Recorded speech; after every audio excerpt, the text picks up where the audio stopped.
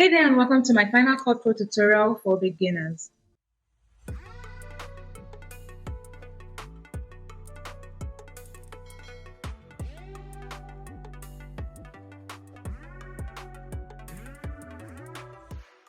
Hey guys and welcome back to my channel. My name is Uchechi and I'm a content creator and digital marketing consultant.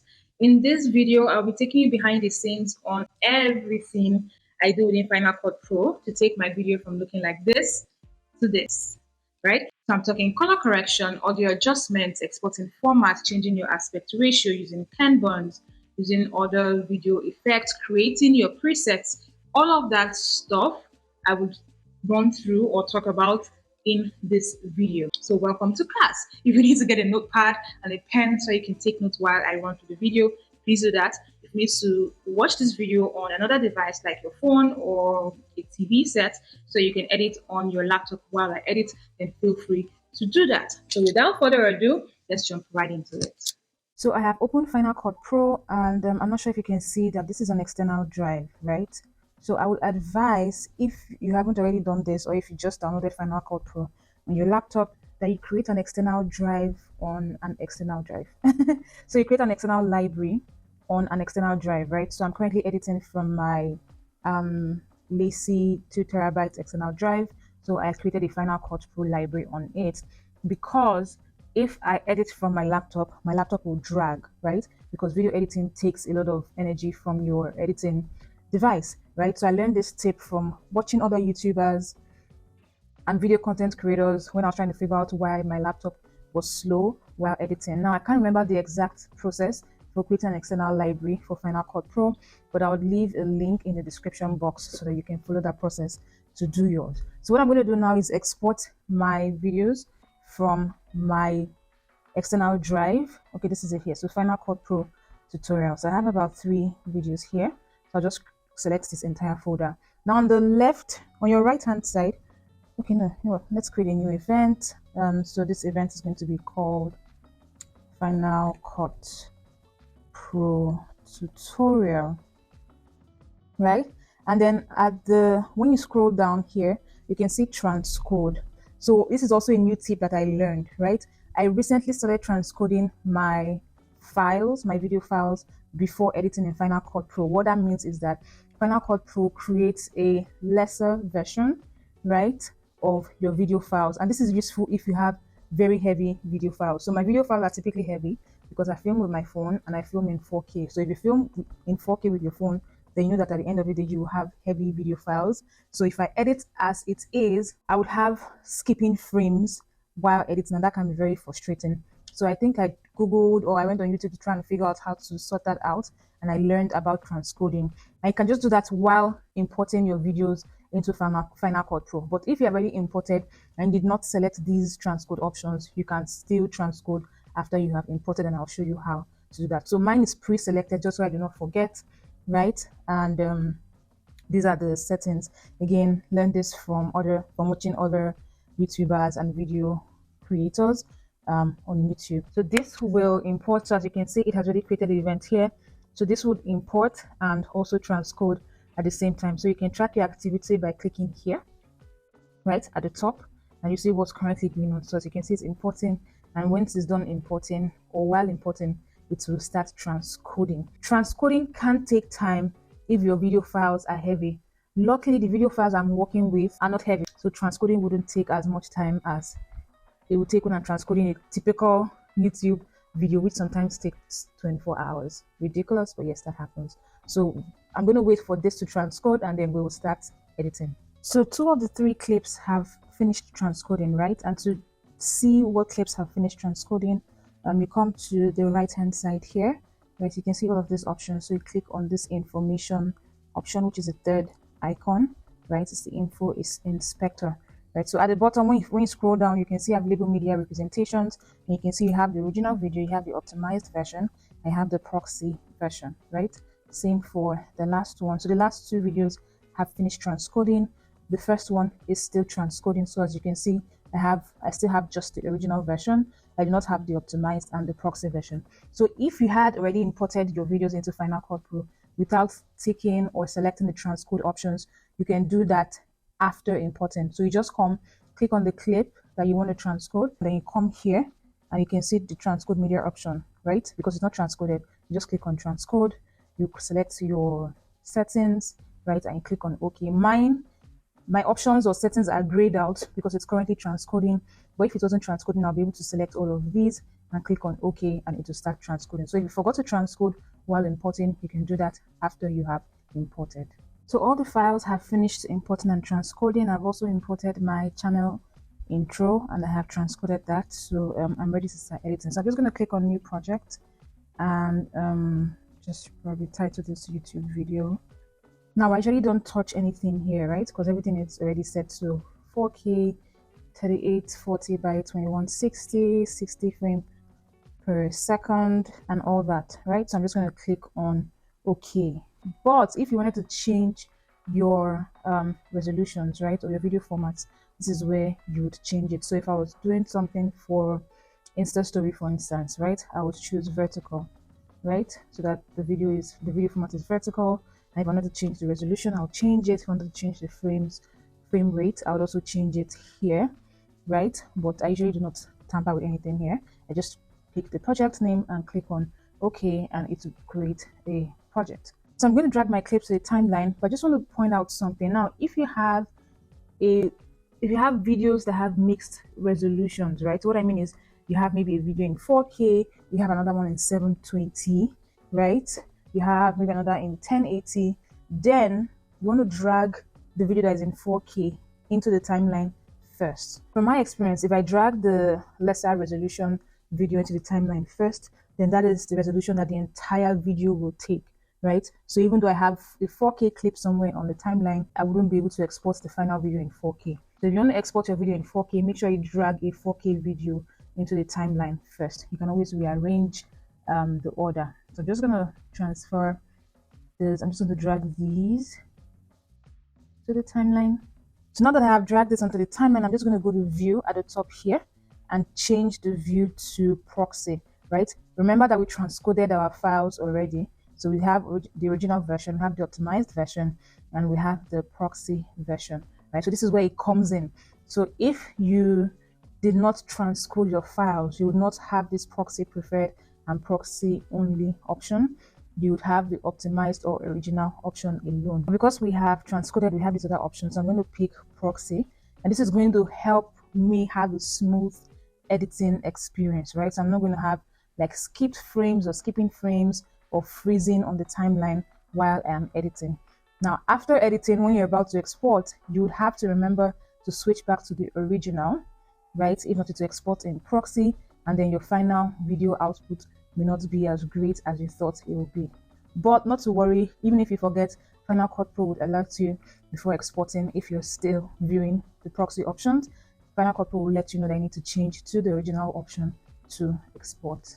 Now, the first thing I typically like to do before I start trimming unwanted clips is to adjust my audio settings and do my color correction, right? Some people do it the other way, so they trim all the unwanted clips and they start adding all their effects. But I like to do my audio adjustment and my color correcting before I start trimming, because when I trim, sometimes I have little breaks, right? And it's very frustrating for me to start doing my color adjustment at that point. So I like doing it when I have like whole clips like this in the timeline. Now, to start my color correction process, I would start from balance color. So I'll come here, click on balance color, then come to the side, click on white balance, and tap on the parts that I want to be white, and then just see what Final Cut Pro gives me. Okay, right? So I don't know if you have seen the difference. So let me, yeah. So I'm going to remove the effect. So as you can see, immediately it has changed it has removed the yellow tint that was on the wall, and it is now pure white, which is what I usually like my videos to look like. So I do not usually like this warmness in the videos. I like it to be cool as it is already looking. So this alone can be enough for you, right? But I like to go further. So I'll go to the color inspector, which is the second option, right? And I'll play only with saturation and exposure. The reason is sometimes when I play with color, I unknowingly change the appearance of the video, and I have never really been able to get it right. So this looks like it is great, but there's still a bit of color tint or color shade in the video, and I do not want that. So I'm going to reset and adjust only my saturation and exposure. So for this, there's no one size fits all, right? It depends on what your original video looks like. But as you're editing, you just look at your video to see what is going on and make sure that it is still looking as natural as possible. So in exposure, I'm going to bring down my shadows. Oh, so have you seen that? I've brought down my shadows so that there's a bit more contrast in the video, right? And the colors look a bit deeper. Let me take that back to 0 so I see what it looks like, right? So I'm going to bring this down again. The shadows, just bring it down a little bit. I mean, the more you take it down, the deeper and more contrasted it is. And the more you take it up, the less shadows you have, right? So again, just eyeball this as you're editing to be sure that it is still looking as natural as possible, like I said. I'm also going to bring down the midtones, right? So what I'm trying to do is to get a contrasted, like a highly contrasted and deep colored video, right? So this is it. So just a quick glance, I'm going to come to this color board and click on it so that we can remove the effect. So you can see already where we are at, right? So this is before and this is where we are right now. Now, if you've adjusted your shadows and your midtones and they are too dark, then you can increase your highlight, right? But I don't think I need to increase the highlights for this. No, okay, maybe just a little bit. I'm going to skim through the entire clip to be sure. Okay, so this is looking great. So I'm going to go over to saturation. Please note I'm still on color board 1. So it shows you at the top which color board you're using, right? So if you click on it, you see other options like color board, color wheels, color curves, and then hue and saturation curves. I typically would use only color board and then hue and saturation curves sometimes, but mostly just color board. So in saturation, I'll use the global tool just to see what it will look like, right? And the global tool is this general one here. Same for exposure. So in exposure, you also have the global tool, but in color you do not. So in saturation, I'm just going to take this up a bit. So as you can see, the more I take it up, the more saturated it is, and the more I bring it down, the less saturated it is. So I don't want to take it too up because I don't want to look orange. That is not natural, right? I'm just going to take it up a little bit. Wait, let me see. So it's currently on 13. Okay, so I think this works. If you want, you can also play around like with your midtones, you know, and your shadows again to add more contrast. Okay, so I'm going to go back to this general edit inspector, or the video inspector rather, right? And I'm going to click on effects, right? So this is the before. This is before any edit. So where it's white balance or, you know, playing with the color inspector, and this is after we have edited, right? So before and after. Again, before, after, right? So let's go back to the color inspector. So that's all I usually play with. But if you have specific colors in the videos, right? Sorry, in the video, if you have specific colors that you want to alter or you want to enhance, then that's where you will use the hue and saturation curve. So let me go in there to show you how to do that, even though I do not need that for this video. So if you want to make some parts of the video, right, or maybe specific colors, I think I look too orange. You know what? Let me go back to the color board to take the saturation down a bit. I'm appearing too orange. Let me. Okay, that works. Okay, so back to hue and saturation curves, right? So for here, the tools I'll typically use are hue versus hue and hue versus saturation. I don't do anything with hue versus luma and luma versus saturation and the rest of them. Just the first two, hue versus hue and hue versus saturation. So you want to change the color appearance or the appearance of the color totally, right? So maybe if you want to make your greens, maybe if you want your green leaves to look like they're changing color a bit, right? So you want to take it from green to maybe a bit of yellow, right? You can do that in the hue versus hue. So you just click on this color picker, right? And click on the color that you want. Let me increase the view so you can see some of these colors a bit more, right? So let's say I want to change the total appearance of these green leaves. I'm just going to click on green and it will show me here, and then I will adjust it. So as you can see, it is totally changing the appearance, right? So if I want it to look like it's a green leaf that is getting dry or yellow, then I can do this, right? Let me take the view back to fit, and you can see it has changed the appearance of the green, right? I can do that for other colors. So you just click on any color you want the color will appear here in the hue versus hue place and then you just drag to adjust as you want. I'm going to reset this because I don't need that. For hue versus saturation is if you want it to be more saturated or less saturated. So again, I'm going to take this to 100% so we can see clearly. I'm going to use the same green, right? So I'm going to click on the color picker tool, click on green again, and I can just make this, you know, either more saturated or less saturated, right? So you get the gist. I don't need this for anything. I'm just going to reset it and take it back to fit, right? So I don't need this, right? So I'm just going to click out of this and switch back to color board 1 and go to my general editing window, right? So this is what I have done so far. Very easy steps, but you can see the transformation that has happened on this video. So I'm just going to do the same or copy and paste to these other clips, right? Since luckily they were done in the same place with the same light setup, and so I don't need to do individual adjustments for the clips.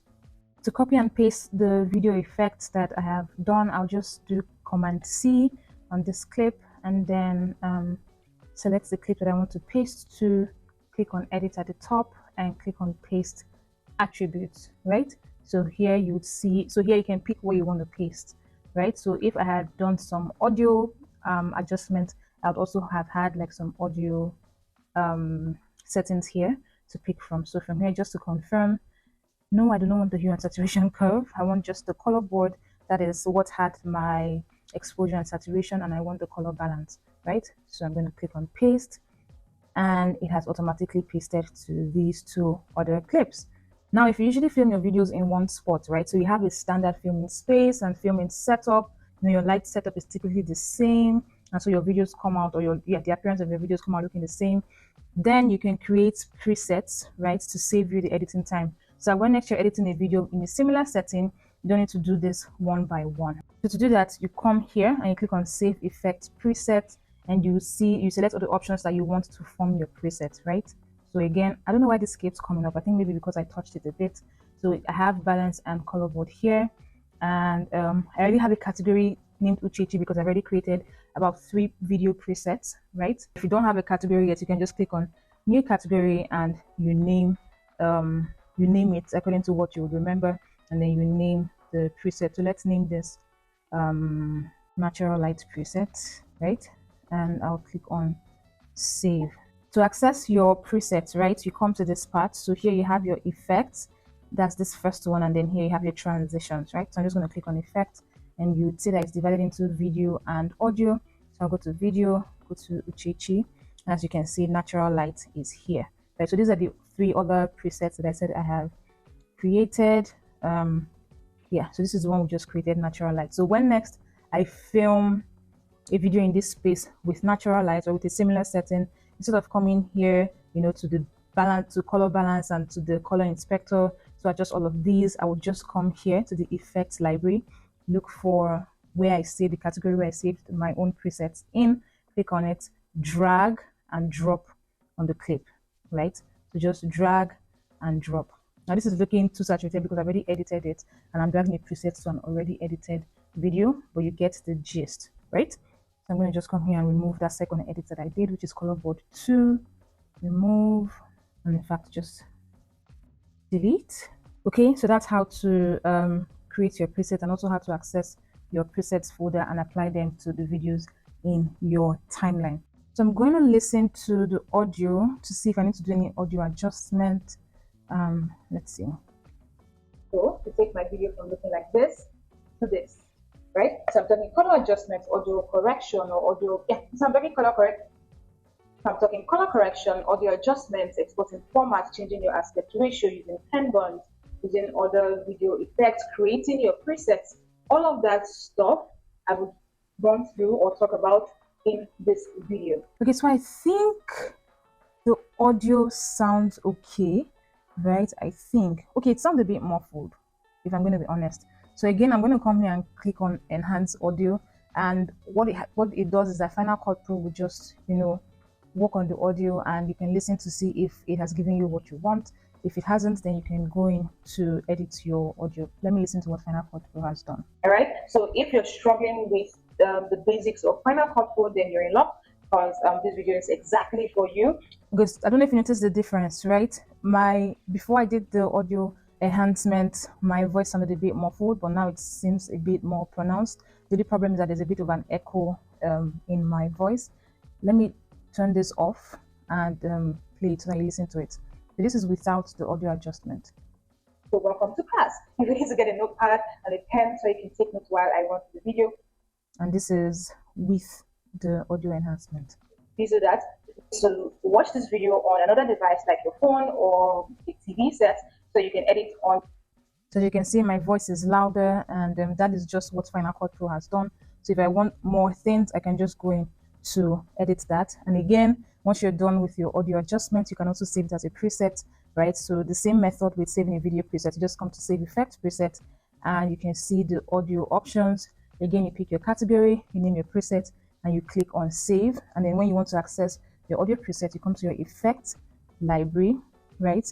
You go to audio, go to the category, or look for the category that you created, and you would see your audio preset. So I've created one before, which is clear audio, to combat muffled voices, or to combat the muffled sound that I typically get in my videos. So let me drag and drop to this clip and see if I like what it will sound like.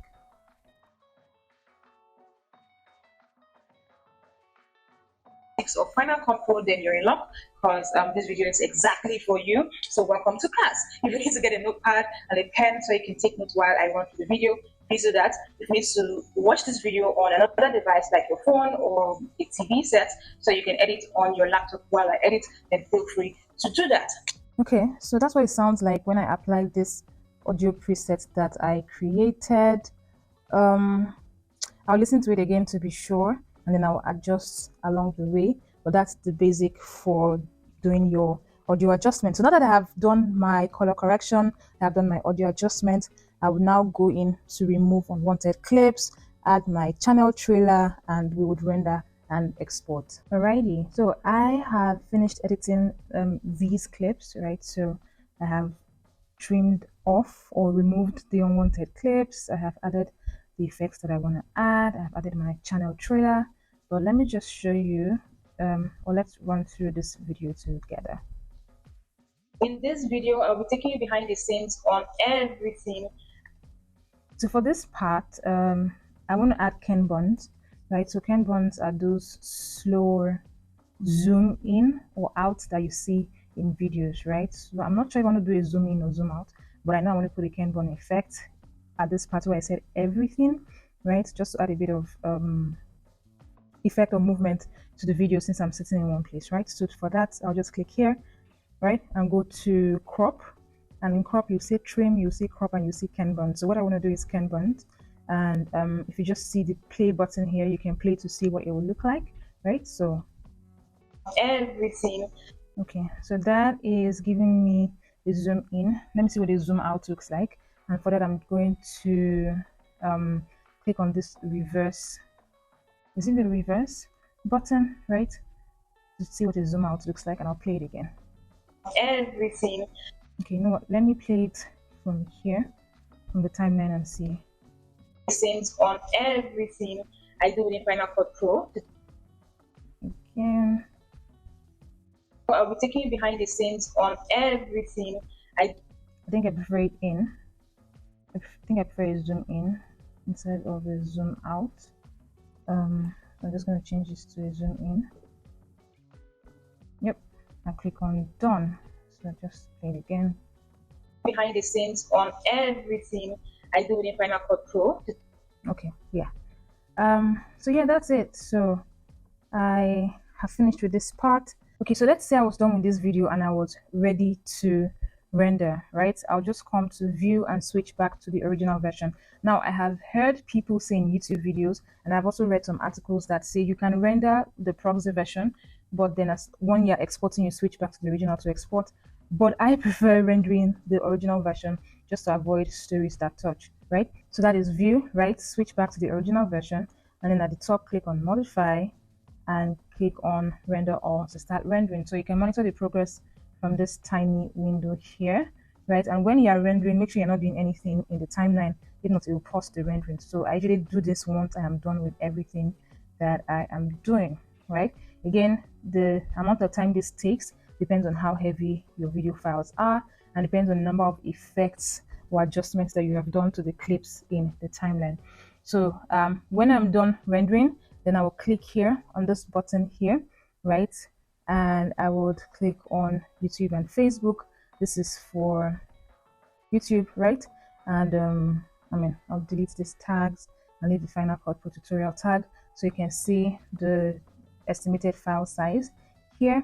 And then you can just confirm the resolution here, right? And you want to do other things, you come to settings. But I typically do not do anything here. So I just go straight to share or to export, make sure that the tag is correct.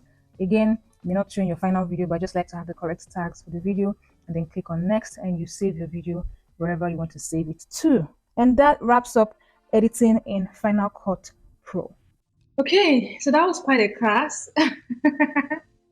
But I hope you found this video very, very helpful. If you did, let me know by leaving a comment for me in the comment section or by giving this video a thumbs up, or you can do both. If you're not yet subscribed to the channel, I hope by now you've found value in my videos. So make sure you hit the subscribe button so you can get more videos like these. I'll see you in my next video, guys. So till then, stay safe, stay fabulous, stay blessed, and goodbye.